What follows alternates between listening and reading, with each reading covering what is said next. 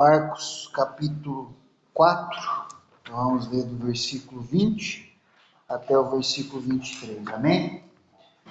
Estas são as palavras de Deus. E estes são os que foram semeados em boa terra, todos que ouvem a palavra e a recebem, e dão fruto 30, e outros 60, e outros 100.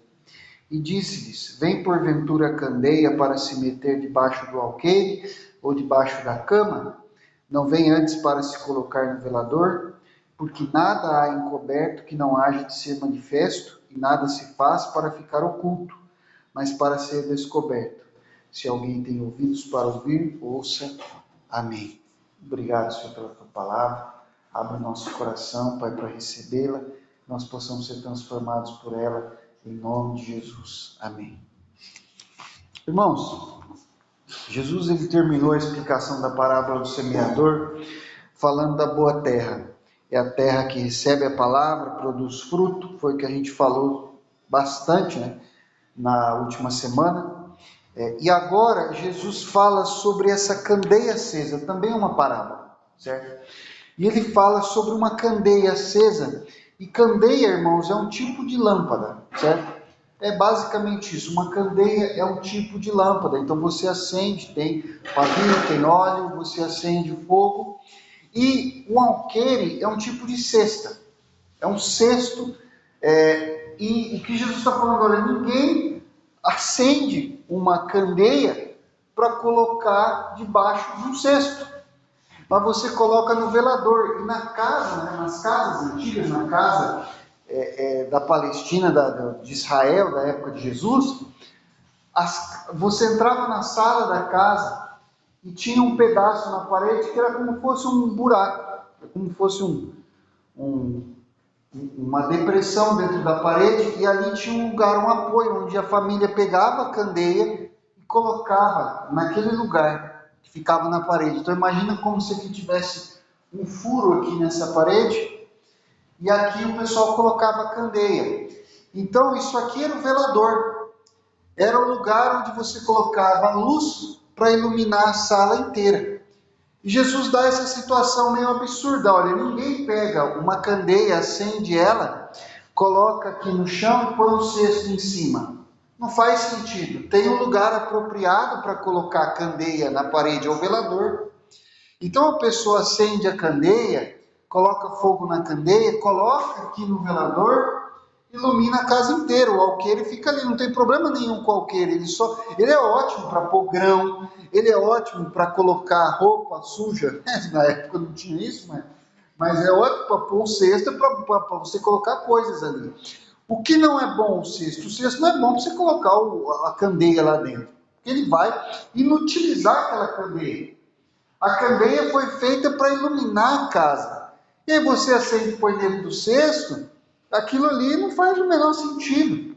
Então, assim, para nós, às vezes é meio misterioso, a gente lê essa parte da Bíblia, não entende nada, pula, vai para outra parte que é mais fácil, até porque se você está lendo a tradução que a gente usa aqui na igreja, que é uma tradução mais antiga, daí tem candeia, alqueire. Alqueire, a maioria das pessoas pensa que é uma medida de terra, né? Tem o hectare e tem o alqueire. Só que aqui alqueire não, é uma linguagem mais antiga, alqueire significa uma cesta, um cesto, né? Bom, agora, por que eu li o último versículo da explicação da parábola do semeador? Porque, para a gente entender o contexto, o que Jesus está falando, ele acabou de falar da terra boa, que é a terra que produz semente. E agora ele fala dessa candeia acesa. Então, a parábola da candeia acesa está ligada com a parábola do semeador. O que é uma candeia acesa? Uma candeia acesa é uma terra boa. É a mesma coisa, certo?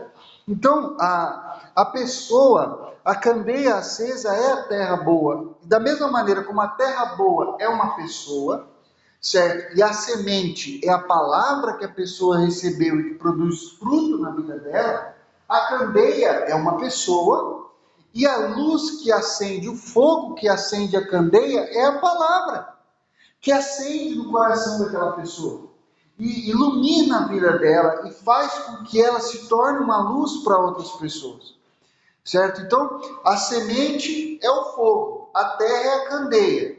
Só que a semente é a palavra e a terra é a pessoa. Então aqui nessa parábola funciona da mesma forma. A lâmpada é a pessoa e a luz é a palavra de Deus, que é acesa no coração dela. A luz, que é a palavra, vem sobre a pessoa, e aqui Jesus, essa parábola da candeia, ela expande um pouco mais, ela explica um pouco mais, ela traz, vamos colocar assim, um pouco mais de luz, né, uma candeia mais acesa sobre o assunto da parábola do semeador. Num certo sentido, essa parábola da candeia é uma continuação da parábola do semeador. Porque, veja só, a parábola, ela é uma parábola, ela é uma metáfora, então ela traz sentido, ela traz bastante coisa, mas ela tem suas limitações. Então Jesus traz outra parábola para dar um sentido mais profundo, porque quando você pensa na terra boa que recebeu a palavra e produziu semente, produziu fruto, não fica muito claro que esse fruto é para o benefício do próximo. Não fica muito claro que o fruto que saiu da terra boa é para o benefício de outros. Mas na luz da candeia fica muito claro. A candeia acesa é a pessoa que recebeu a palavra. Jesus está falando, a pessoa recebeu a palavra, a luz na vida dela foi acesa com o objetivo de iluminar outras pessoas. Iluminar as pessoas que estão na casa. Você não acende a lâmpada para iluminar a lâmpada. Você acende a lâmpada para iluminar a casa. A menos que você seja Heloísa, né? Heloísa não estava brincando com a lanterninha e ela acendia a lanterninha e ficava olhando para a lanterna. Assim, a mãe dela falava, tira do seu olho, não é para apontar no seu olho. Porque ela estava acendendo a luz para ver a luz, né? Mas a gente acende a lâmpada não para ficar olhando para a lâmpada. A gente acende a lâmpada para olhar a casa. Então a lâmpada, ela ilumina os outros. Ela também ilumina a si mesma, mas ela está acesa para o benefício das outras pessoas. E o reino de Deus cresce assim, de acordo com Jesus nessa parábola, o reino de Deus cresce assim, a luz que brilha na vida de um crente, que é a luz da palavra de Deus, ela acende a luz no coração de outras pessoas. Existe esse objetivo intrínseco em receber a palavra. A palavra, quando entra no coração de uma pessoa, ela tem esse objetivo. Não é uma coisa lá no fim, talvez uma consequência não desejada. Um dos objetivos principais dela é esse, iluminar outras pessoas. Agora também tem outras coisas, outras aplicações que Jesus traz aqui, deixa um pouco mais claro. Basicamente, quando ele fala assim, olha, não há nada encoberto que não haja de ser manifesto, nem nada se faz para ficar oculto, mas para ser descoberto, ele está dizendo, é como se o ministério dele fosse isso, porque o ministério de Jesus propositalmente e de acordo com as profecias, limitou o ministério dele para Israel.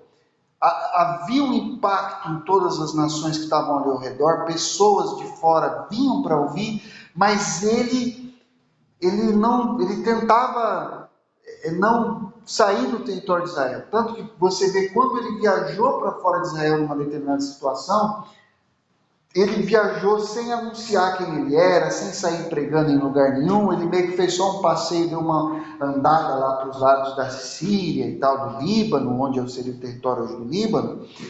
E vem essa mulher Ciro-Fenícia, que tem uma filha endemoniada em casa, e de algum jeito ela descobriu que ele era Jesus. E ela vem atrás dele gritando, Senhor, liberta minha filha, faz uma obra na vida da minha filha. E o que Jesus fala para ela? Não é bom tirar o pão dos filhos e dar aos cachorrinhos. Eu fui chamado para os filhos de Israel. Então ele meio que limita o ministério. Tudo bem, naquela situação você vê que a mulher muito sábia ali, com certeza por um sopro do Espírito Santo, fala assim, não, mas até os cachorrinhos comem das migalhas que caem na mesa dos filhos. Jesus fala, então, volta para casa, sua filha está liberta. E o demônio, você acha que ele vai ficar? Então, assim, não é uma questão de que Jesus não tinha poder para fazer, ele tinha. Só que ele propositalmente tinha se limitado a vir para Israel. Tinha um propósito profético envolvido ali, não cabe para a mensagem de hoje falar sobre isso. Mas veja, Jesus está falando, isso que eu estou pregando, essa luz que eu estou trazendo aqui não vai ficar aqui. Eu estou acendendo a luz em vocês. E essa palavra não vai ficar oculta em Israel. Ela vai se espalhar para o mundo todo. E é verdade ou não é? Essa profecia de Jesus não se cumpriu. Irmão, você é judeu, você é judia, as irmãs aqui são a maioria hoje, não são a maioria não, porque nós estamos em 4, não, peraí, 1, 2, 3, só a maioria, as irmãs são a maioria. A gente está assim bem divididinho, a igreja tem 6 irmãos, 6 irmãs, né? Agora ainda que o Júnior está vindo, ainda meio assim, né? Vem, vai, tal, tá, vem uma semana, não fala, mas sempre quando ele firmar, os homens vão estar na maioria. Mas assim, nenhum de nós é judeu. E a palavra chegou aqui. Isso aqui não é Israel, isso aqui é literalmente o outro lado da terra. O evangelho chegou aqui. E nós somos uma pequena congregação de uma igreja que Cristo tem espalhada ao redor do mundo. Tem milhões de outras congregações espalhadas pelo mundo. Pregando esse mesmo evangelho, essa mesma luz, salvando vidas, transformando gente. Então vejam, irmão, se não é verdade o que Jesus falou, isso não vai ficar oculto aqui, isso vai se espalhar para a terra inteira. O evangelho não pode ser contido, não tem como ocultar ele. E aí Jesus encerra falando, se alguém tem ouvidos para ouvir, ouça. Agora, isso significa que Jesus chama as pessoas que receberam a palavra, da mesma maneira como na parábola do semeador, agora na parábola da candeia, ele chama de novo a tomar uma decisão moral, certo? Se você vai fazer parte daqueles que revelam ou daqueles que ocultam, daqueles que confessam ou daqueles que negam. Bom, então dessa parte da palavra de Cristo, nós podemos entender algumas lições, nós vamos hoje focar em 3 lições. O fruto da semente tem semente, é a primeira lição. O segundo, que o compartilhar do fruto ainda é uma decisão. E o terceiro, que a verdade não pode ser derrotada. Então vamos para a primeira lição. O fruto da semente tem semente.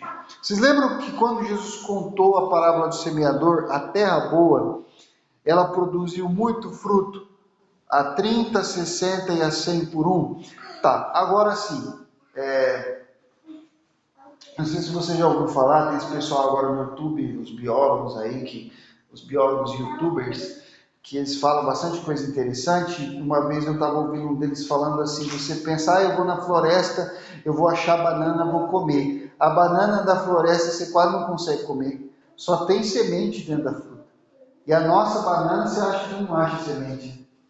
Você procura, mas tem uma sementinha, fica bem lá no fundinho, mas tem, né? E a banana da floresta, a banana original, é só semente quase dentro, quase não tem polpa.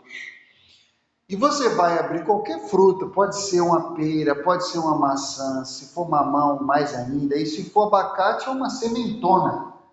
Mas a fruta, ela sempre carrega dentro de si a semente da árvore. Então, assim, a semente da palavra que caiu na terra boa, ela vai produzir um fruto. Mas o fruto que vai nascer dessa semente, ele tem vários aspectos. E um dos aspectos desse fruto é uma vida transformada, certo? A palavra de Deus entra na vida da pessoa, ela traz o perdão de Deus, e o perdão de Deus, ele transforma. Uma pessoa perdoada, irmãos, é uma pessoa que está sendo transformada também. Não existe uma pessoa perdoada sem ser transformada. O Deus que perdoa gratuitamente é o Deus que transforma gratuitamente. Você vê esse fruto na sua vida e você vê esse fruto na vida dos irmãos. Transformação de vida. Sabe, às vezes você fala assim, poxa, mas a transformação na minha vida é tão pequena. É porque tem esse livro que é um livro bem mal compreendido do C.S. Lewis, mas é muito interessante. Um livro chama O Grande Abismo, e aí tem esse cara que entra no ônibus do inferno e o ônibus sai do inferno e vai até o céu. É óbvio que é só uma metáfora para você entender coisas sobre o inferno e sobre o céu. E depois do tempo que o cara está lá no céu, quando ele chega no céu, ele vai pisar na grama do céu, assim o pé dele corta. Porque ele percebe que o céu é mais sólido do que o corpo físico dele. Então, assim, o pé dele ainda não tem solidez suficiente para pisar na grama do céu. Então, a grama do céu é como se fosse uma vaga para o pé dele. Depois de um tempo que ele está lá no céu, ele vai se habituando, né, nesse livro, nessa historinha do C.S. Lewis, que é uma historinha, não é Bíblia, tá, pessoal? Mas ele dá essas ideias só para você tentar visualizar a grandeza e a glória da salvação que Deus nos deu. E depois de um tempo que ele está lá, ele volta no lugar de onde ele saiu. E aí o anjo fala para ele assim, não, aqui está o ônibus que você desembarcou. Ele fala, mas cadê o ônibus? Eu não estou vendo esse ônibus. Ele falou, mas você está quase pisando no ônibus. E aí o anjo fala para ele, olha bem ali. E aí quando ele vai olhando, ele olha lá bem pequenininho. O lugar de onde ele veio era um buraquinho, era um nada. O céu era muito grande. O céu era imenso.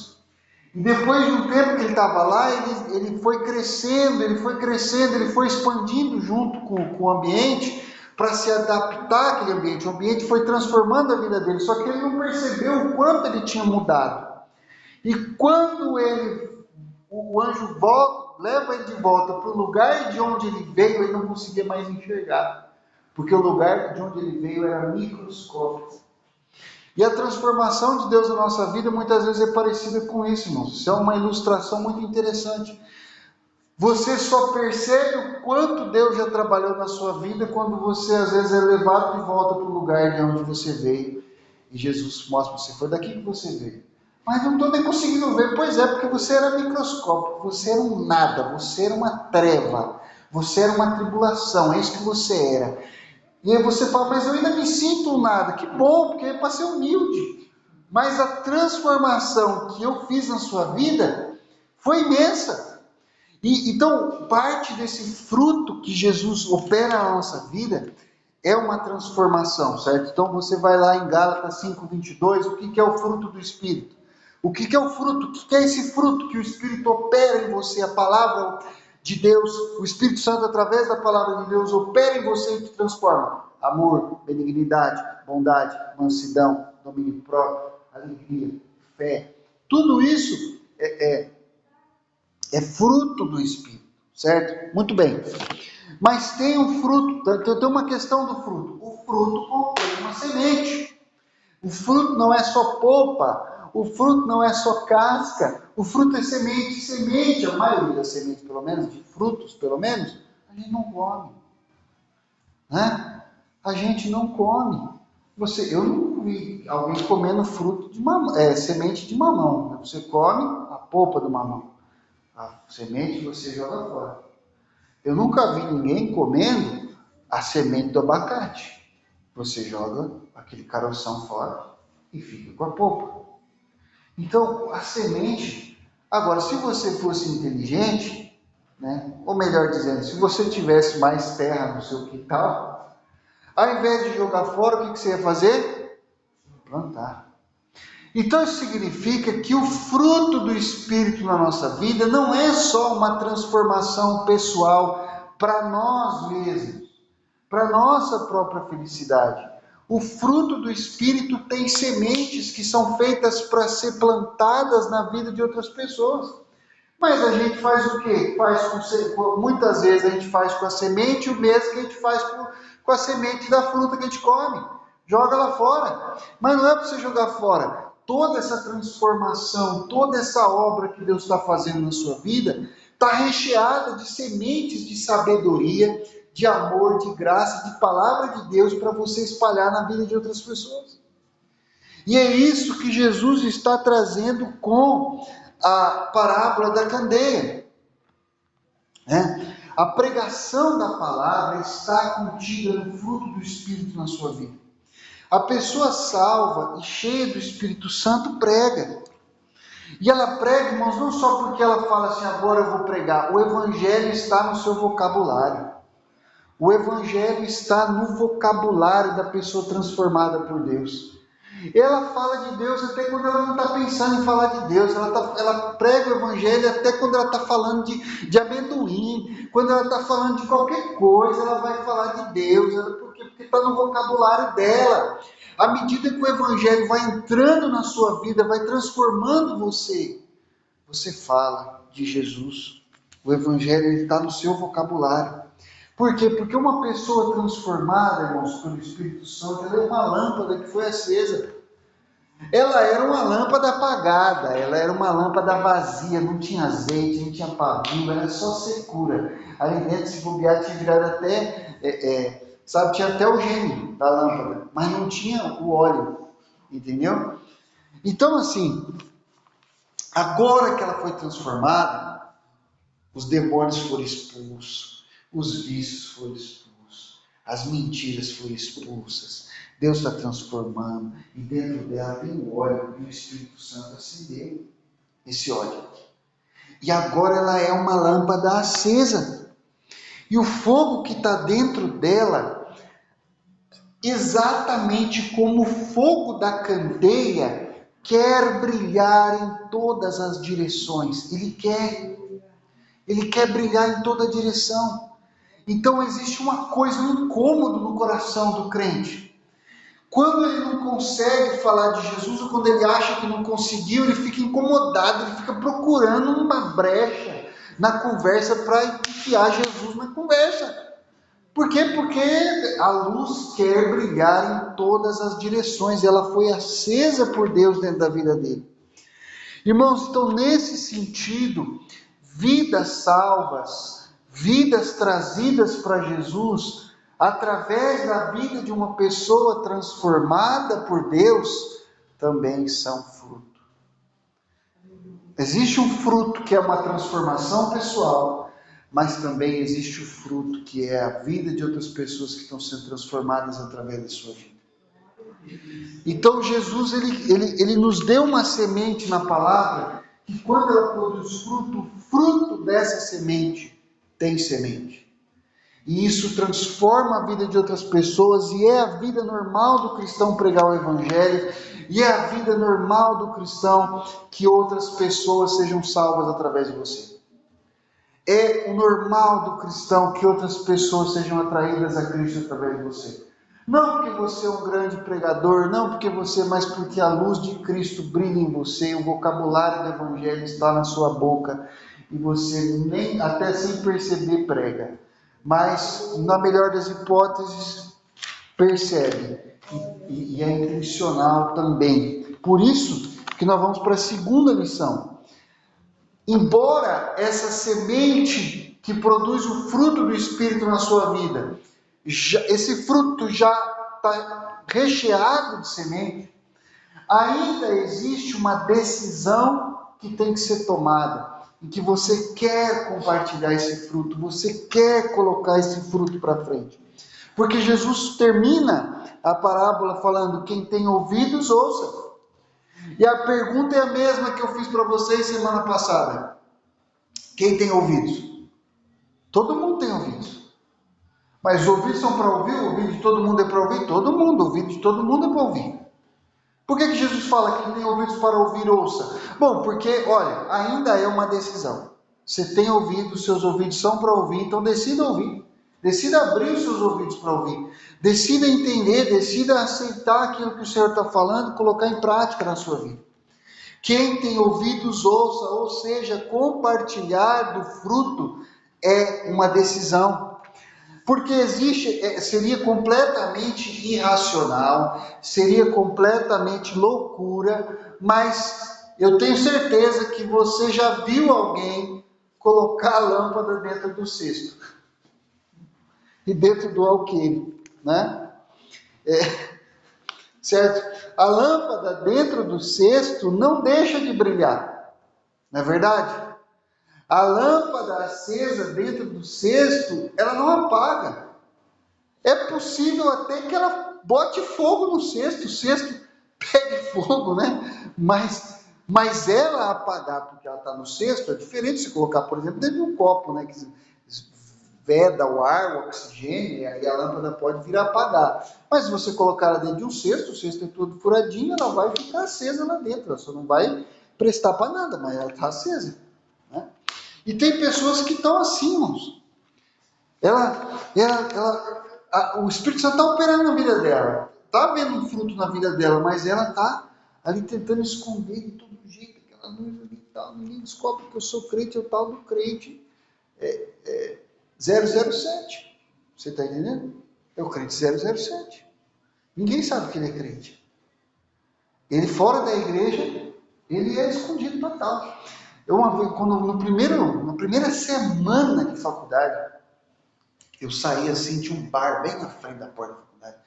E aí eu saí e tinha uma rodinha do pessoal, e aí tinha uma colega de sala, estava lá com o pessoal, vem aqui, vem aqui, Luquinha, eles me chamavam de Luquinha, vem aqui Luquinha, vamos beber, não sei o quê. Aí eu fui lá, cumprimentei o pessoal, falei, não, obrigado, gente, eu vou para casa e tal, porque eu não bebo. Ah, por que você não bebe? Porque eu sou evangélico, eu sou crente e tal. Aí uma menina saiu de lá, eu também sou, não tem problema, toma.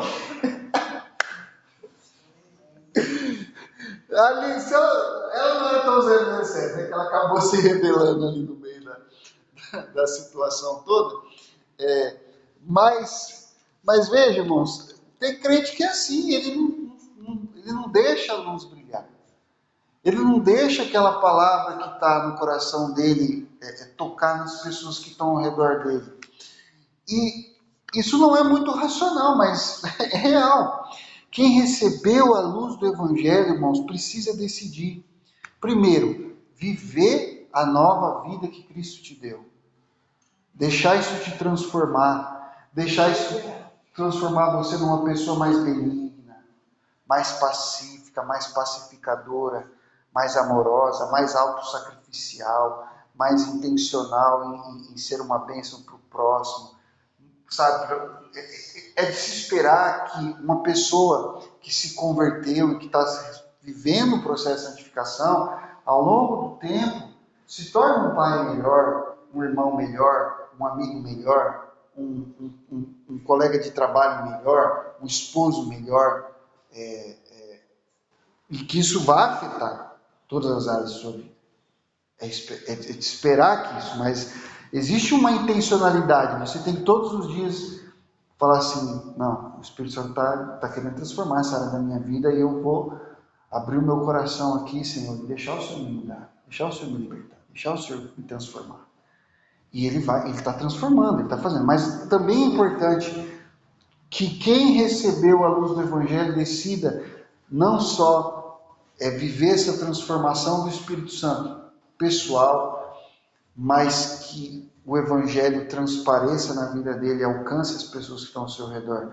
Ou seja, é uma decisão pregar o Evangelho para as pessoas que estão perto de você. Seria completamente contra a natureza das coisas se você acendesse uma lâmpada e colocasse dentro de uma caixa e fechasse essa caixa. Mas não seria impossível. Na verdade, é irracional, é bobagem. Não tem por que você gastar energia elétrica numa lâmpada que vai ficar acesa dentro de uma caixa de papelão fechada. Mas não seria impossível. Pode ser que você fizesse isso. Você ainda poderia fazer isso. Certo? Então, a questão não é racional fazer, mas tem gente que faz. Tem gente que não deixa, não prega o Evangelho, não fala daquilo que Jesus tem feito na vida dele. E o desafio que o Senhor está nos fazendo aqui, tem ouvidos para ouvir, ouça. Seja uma lâmpada no velador. Deixe o Evangelho transparecer. Fale do Evangelho na sua casa, fale do Evangelho no seu trabalho, fale do Evangelho para os seus amigos, fale do Evangelho para os seus clientes, fale do Evangelho, toda oportunidade que você tiver, fale do Evangelho, ore pelas pessoas, se ofereça para orar pelas pessoas, se ofereça para interceder pelas pessoas, dê bons conselhos, seja uma voz de luz, seja uma voz de razão, seja uma voz de sabedoria na vida das pessoas. Às vezes as pessoas estão do seu lado desesperadas e quem tem a resposta perto delas? Você. do lado tem uma outra pessoa cheia de escuridão e trevas e ela está espalhando a escuridão para as outras pessoas. E aquela pessoa vai procurar ajuda e se você se calar, alguém vai abrir a boca e vai falar. Mas Deus colocou você lá. Deus colocou a lâmpada no velador. O lugar onde você está é o velador que Deus quer que você esteja. O seu trabalho é o velador que Deus quer que você vele. Os seus vizinhos, você é um velador na sua região, você é um velador no seu trabalho, você é um velador na sua família, você é um brilho que Deus acendeu para levar o evangelho para essas pessoas. Comece a acreditar nisso. Comece a acreditar que a palavra que Deus colocou na sua vida foi acesa por Deus. Foi Deus quem acendeu essa luz no seu coração. E Ele colocou você num lugar específico para que essa luz brilhe. Então tome a decisão de brilhar. Tome a decisão de tirar essa caixa de cima de você. Tirar esse alqueire de cima do evangelho que está brilhando no seu coração e deixar. Não é você brilhar na sua personalidade ou na sua capacidade, mas é o evangelho de Jesus brilhar em você. Eu e você somos a mesma coisa, a gente come arroz, come feijão, tem problema, tem dificuldade. Um tem uma qualidade mais desse lado, outro tem uma qualidade mais naquele lado. Se for olhar do ponto de vista pessoal, que vantagem nós temos sobre qualquer outra pessoa no mundo. Mas nós não estamos falando de brilho pessoal, nós estamos falando da palavra de Deus. Ela tem o brilho próprio dela. Esse brilho, essa luz invencível foi colocada por Deus dentro de você para iluminar as pessoas que estão ao seu redor, onde talvez eu não possa chegar. Mas Deus usa você para chegar lá. E a terceira lição, irmãos, é que a verdade é invencível. Jesus deixa isso muito claro. Porque ele fala o que, irmãos, no versículo 22? Nada há encoberto que não haja de ser manifesto. E nada se faz para ficar oculto. Nada. Mas para ser descoberto. Tudo que é feito para ser descoberto. É interessante que esse princípio está sendo aplicado agora especificamente para o Evangelho, com certeza. Mas Jesus não está dizendo que isso aqui é só para o Evangelho, ele está dizendo para tudo. Agora, Jeremias, por exemplo, lá no capítulo 20, verso 9, ele fala que ele tentou reter a palavra no coração dele. Ele falou, não prego mais. Eu não aguento mais, porque Deus tinha chamado ele para pregar uma mensagem de confronto, uma mensagem que facilmente Jeremias seria confundido com um teimoso, né? Um cara do contra. Só que na verdade era a palavra que Deus tinha dado para ele. E aí ele já não aguentava mais a pressão, porque era só acusação, só calúnia contra o camarada, e era ameaça de prisão, era surra, era cadeia, jogavam ele na lama, jogaram ele num poço, ele achou que ele ia morrer, ficou lá abandonado, só mosquito, lama, frio, ele já estava talvez morrendo de hipotermia, cansado, sem conseguir ser... Você já ficou, irmão, você sabe uma forma de torturar que usam às vezes o prisioneiro de guerra para obter informação do cara ou por pura maldade? Eles colocam o cara numa piscina de água que ele consegue ficar em pé, mas ele não consegue sentar nem deitar, porque se ele sentar ou se deitar ele morre afogado. Ele fica ali, ó, dias em pé, é torturante, é angustiante. Ele não pode deitar, ele não pode descansar, ele não pode sentar. Ele fica ali. Essa situação ficou Jeremias por quanto tempo? Só Deus sabe. E aí ele achou, aí ele falou, não prego mais. Você acha que seria, qualquer pessoa seria racional falar, não prego mais, depois dessa de falar, já fiz minha parte, Deus, já preguei, já falei tudo, o povo é teimoso, não quer problema desse. Esses que vão para o inferno, se quer que vai, eu já fiz minha parte, já sofri, já perdi tudo. Jeremias não casou, Jeremias não teve... Olha, Jeremias sofreu, irmãos, sofreu. Só que aí o que ele fala? A palavra começou a arder no meu coração, não tinha como eu me calar. A palavra ela começa a consumir Jeremias por dentro, fala, você tem que pregar. E ele fala, persuadiste-me, Senhor, e persuadido fiquei. E aí ele vai e prega de novo, porque a palavra está no coração dele queimando. Irmãos, a palavra ela vai ser pregada. de um jeito ou de outro, ela vai ser pregada. O Evangelho vai chegar a todos os lugares, ninguém vai conseguir esconder o Evangelho para sempre. Jeremias era uma lâmpada acesa por Deus, então Deus falou, Deus foi com aquela palavra queimando no coração, até que ele não pôde mais, o coração dele ardeu no sentido de arder mesmo, de estar queimando, e ele teve que pregar. Irmãos, ainda que alguém decida se esconder e calar sobre o Evangelho, não há nada oculto que não venha a ser descoberto. O Evangelho não vai ficar oculto. Por quê, irmãos? Porque a luz da verdade sempre encontra um caminho. A luz da verdade sempre encontra um caminho e ela vai se revelar. Nada se esconde e nada escapa. A luz do Evangelho alcança tudo, ela alcança todos. Se alguém tem ouvidos para ouvir, ouça. Não, perdão, queria a página errada. Isso implica, irmãos, duas coisas. Primeira coisa, se nada vai ficar oculto, se tudo vai ser revelado, nenhum pecado fica oculto para sempre. Nenhum pecado. Entenda uma coisa, nenhum pecado fica oculto para sempre. Nada.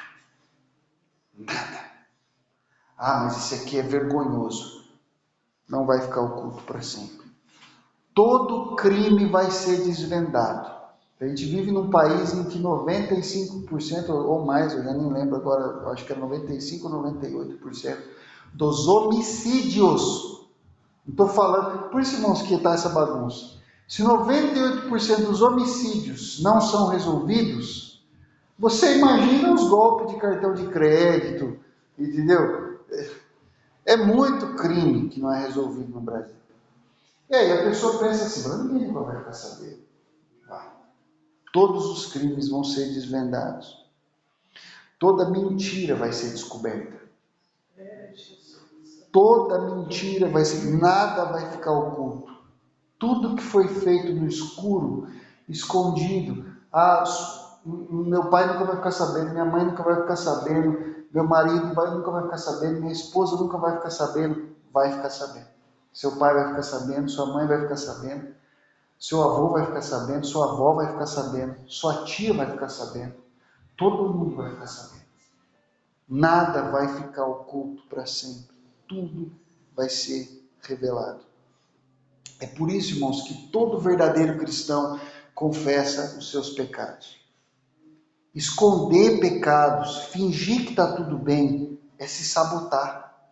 É sabotar o seu próprio crescimento, é sabotar a sua própria salvação.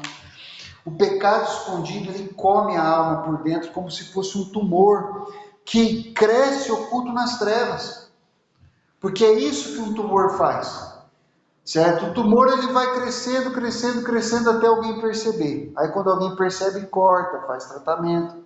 Mas enquanto ele puder ir crescendo, ele vai crescendo. E se a pessoa não perceber, ele gosta de crescer nas trevas.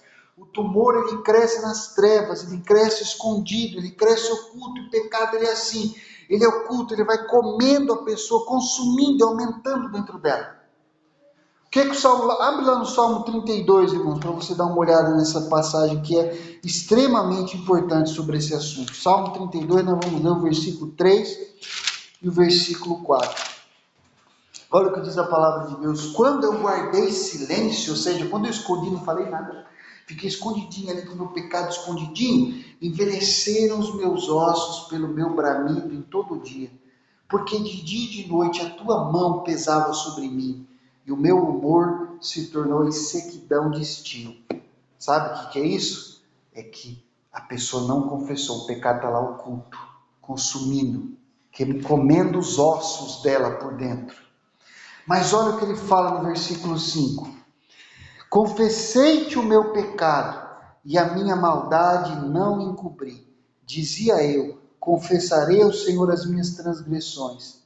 E qual foi a resposta de Deus? E tu perdoaste a maldade do meu pecado. A confissão, irmãos, a confissão traz perdão, a confissão traz cura, porque nada vai ficar escondido mesmo. Então, confesse os seus pecados ao Senhor. Todo culto a gente tem a oportunidade de confessar pecados. Aproveite na sua casa, todos os dias, confesse pecados. Não esconda pecados. Se você sabe que você pecou, ponha luz nesse pecado. Não espere ele se revelar contra a sua vontade. Revele antes. Confesse o seu pecado sempre para Deus e para as pessoas que importa confessar. Há pessoas para quem importa confessar certos pecados. E há pessoas para quem não importa, talvez, confessar certos pecados. Mas para algumas pessoas é importante confessar. Então, confesse pecados, peça perdão, assuma as consequências dos seus atos. Isso vai trazer perdão, isso vai trazer cura, isso vai libertar você, isso vai quebrar as cadeias dentro da sua vida. Segunda implicação disso: o evangelho não pode ser detido ou ocultado. O evangelho já venceu, irmãos, vários impérios. Se você vê a história da igreja primitiva, você fala assim, mas o Império Romano, não foi só o Império Romano, o Império Persa, vários impérios se levantaram contra a igreja. Mataram, torturaram. Teve uma época em que os imperadores romanos endureceram a perseguição sobre a igreja e eles começaram, irmãos, não só a querer que os irmãos negassem a fé, mas que eles entregassem os livros sagrados. Eles tentaram destruir a Bíblia. Eles tentaram destruir o Novo Testamento e o Velho Testamento. E os irmãos, eles tinham a escolha: ou você entrega os livros sagrados, ou nós vamos torturar você, sua esposa, seus filhos, sua mãe, até vocês dizerem onde estão os livros sagrados. E esses irmãos enfrentavam torturas, não abriam a boca para falar onde é que eles tinham escondido a Bíblia, onde é que eles tinham colocado a Bíblia Sagrada. Então veja, irmãos, o Evangelho já sofreu muitas perseguições, mas ele venceu. Cadê o Império Persa? Acabou. Cadê o Império Romano? Acabou. Cadê a Bíblia? Está aqui. Não conseguiram ocultar a palavra. E nunca vão conseguir. Eles se levantaram, eles caíram, mas a palavra de Deus permanece para sempre. A Bíblia fala lá em Abacuque 2,14 que toda a terra será cheia do conhecimento da glória do Senhor, como as águas cobrem o mar. E as águas cobrem o mar, irmãos, penetrando cada parte dele. Ou seja, a verdade do Evangelho vai crescer, a pregação do Evangelho vai aumentar, vidas vão se converter, famílias vão ser transformadas, sociedades ainda vão sofrer o impacto do Evangelho. Entenda uma coisa: a profecia, a palavra do Senhor vai se cumprir. Ninguém vai conseguir deter a pregação do Evangelho. A palavra do Senhor diz que o Senhor reina. O que é que ele diz em Mateus 28:19? Toda autoridade, Mateus 28:18, toda autoridade me foi dada no céu e na terra. Toda autoridade me foi dada no céu e na terra. Se ele falou toda autoridade, deixa eu perguntar uma coisa para você, irmão. Existe alguma autoridade que não foi dada a Jesus? Toda autoridade me foi dada aonde? Nos céus e na terra. Então tem alguma coisa na terra que Jesus não tem autoridade total, absoluta, completa e irrevogável e inquestionável? Não tem. Jesus tem autoridade total sobre todas as coisas. E o que é que ele faz agora? Ele reina. A Bíblia fala que o Senhor reina. E ele reina até quando? Abra sua Bíblia lá em 1 Coríntios 15. Eu gostaria muito que você lesse esse versículo. Esse versículo tem que penetrar no nosso coração e tem que moldar a forma como a gente vê a vida, irmãos. Porque convém que reine. Quem? Jesus. Jesus reina. Ele reina agora. E convém que ele reine até que haja posto a todos os inimigos debaixo dos seus pés. Nenhum inimigo vai resistir a Cristo. O que é que Jesus está fazendo? Derrotando os seus inimigos. Ele vai derrotando eles. Pode parecer para nós que está meio devagar, mas não está. Está no tempo exato que ele determinou, que é o tempo que ele quer. Ele tem o processo que ele quer fazer, tem a história que ele quer contar. E ele está derrotando todos os seus inimigos. e todos eles vão para debaixo dos seus pés. E qual é o último deles? É a morte. Então Jesus deixa o último inimigo lá para o fim. Ele vai deixando a morte, e nós vamos morrendo. Nesse processo nós vamos morrendo, as gerações vão nascendo e vão morrendo, certo? E Jesus está deixando a morte ali, fazendo o trabalho dela. Por quê? Porque ele quer que ele tem certos propósitos para os quais ele ainda usa ela. Ele vai deixar para derrotar ela por último, na ressurreição final. No dia em que ele voltar e todos os mortos ressuscitarem, aí vai ser o fim da morte. A morte acabou, a morte não reina mais, não tem poder mais nenhum. Acabou, ela foi totalmente derrotada. Mas ela já recebeu um golpe, ela só está cambaleando. Ela está cambaleando até chegar o momento dela cair. Só que até lá, até o dia que Jesus falasse, agora chegou o momento, morte, você chegou, é o último inimigo que eu vou derrotar aqui. Ele apertar ela que nem uma formiguinha, até chegar esse dia, ele ainda está apertando outras formiguinhas. Ele vai apertando uma por uma. E vai derrotando cada um dos seus inimigos. Ninguém pode impedir a obra que Jesus está fazendo na história. É por isso, irmãos, que o verdadeiro cristão confessa a Cristo. Nós não confessamos só os nossos pecados, nós confessamos Cristo. Você percebe que no começo do nosso culto, é por isso, irmãos, que a liturgia é tão importante, por isso que nós não podemos nos render a uma liturgia feita para agradar os homens e não para refletir a palavra de Deus. A nossa liturgia não pode ser um show de rock e um TED Talk. A nossa liturgia tem que ser formada de 5 partes: confissão, consagração, comunhão, comissão. Ela tem que ter. Por quê, irmãos? Porque é importantíssimo, faz parte da estrutura que Deus colocou na história. Veja, a confissão nossa não é só de pecados. Nós confessamos os nossos pecados e logo em seguida o que é que nós fazemos? Confessamos Cristo. Creio em Deus, Pai, que é todo-poderoso, que criou os céus e a terra. Creio em Jesus Cristo, seu único Filho, nosso Senhor.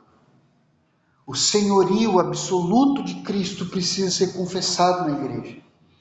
Porque é na confissão do senhorio de Cristo que nós somos salvos. Abra lá em Romanos 10, versículo 9. O que é que Paulo fala sobre a salvação? Romanos 10, versículo 9. A saber, se com a tua boca confessares o quê? Não a Jesus. Ele não fala isso. Confessares ao Senhor Jesus. Confessar o senhorio absoluto e total de Cristo sobre a nossa vida e sobre todas as coisas. E em teu coração creres que Deus o ressuscitou dentre os mortos, será salvo. A igreja é a igreja das pessoas que confessam o senhorio absoluto de Cristo, confessam a divindade de Cristo, confessam a glória de Cristo, confessam o senhorio, o poder, a autoridade e a sabedoria de Cristo. É isso que caracteriza a igreja. E Jesus, ele coloca a confissão de Cristo, tão importante, a confissão dessa verdade, tão importante, que olha o que ele diz em Mateus 10, versículo 32 e 33. Vamos abrir lá. Mateus, capítulo 10, versículo 32 e 33. Portanto, qualquer que me confessar diante dos homens, eu o confessarei diante de meu Pai que está nos céus.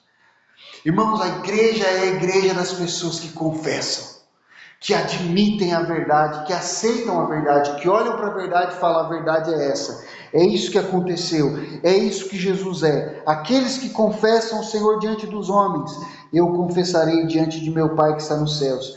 Mas qualquer que me negar diante dos homens, eu o negarei também diante de meu Pai que está nos céus. A confissão de fé em Cristo, irmãos, é o fundamento da igreja. Enquanto existir um povo confessando a verdade, existirá igreja. É isso que é uma igreja. É um povo que se reúne para confessar a verdade. Quando nós louvamos a Deus, o que é que nós estamos fazendo? Confessando a verdade. Irmãos, o inferno não pode derrotar a igreja que confessa a verdade. Então a verdade não pode ser retida, ela não pode ser detida. Quando nós vamos pregar o evangelho, entenda que você está do lado vencedor. Quando você fala do Evangelho, quando você fala da glória de Cristo, entenda. Por isso que você não precisa ficar nervoso. Por isso que você não precisa perder. Você pode falar calmamente, mas estão me xingando, mas estão indo contra mim, mas estou perdendo talvez até oportunidades por amor do Evangelho. Não tema, vá. Você está do lado vencedor da história. A verdade vai vencer. A verdade vai derrotar todos os seus inimigos. Todas as forças do inferno vão ter que se abaixar e se dobrar perante a autoridade inquestionável e irrevogável de Jesus Cristo. Amém? Senhor, obrigado, Pai, pelo teu amor, pelo teu poder e pela tua graça. Obrigado pela tua palavra, Senhor. Que o nosso coração seja fortalecido nessa fé, na fé da tua verdade e do teu amor. Pai, que em nome de Jesus o Senhor nos dê graça, sabedoria e coragem para pregar o teu evangelho e falar da tua bondade, onde quer que nós estejamos, Pai, toda oportunidade que nós tivermos. Em nome de Jesus, Pai, faz de nós um povo da palavra, um povo do evangelho, um povo que confessa a verdade. Em nome de Jesus. Amém.